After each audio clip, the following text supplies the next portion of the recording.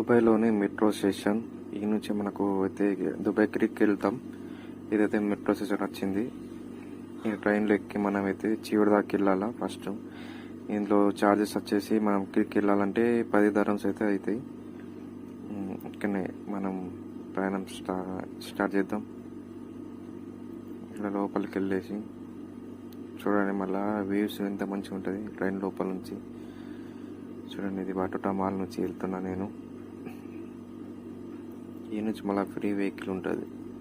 ఇక్కడ నుంచి మనకు లోపలికి వెళ్ళినాక మనకు 2 dirhams టికెట్ ఉంది. అక్కడ నుంచి మనం అయితే షిప్లోకి వెళ్ళాలా.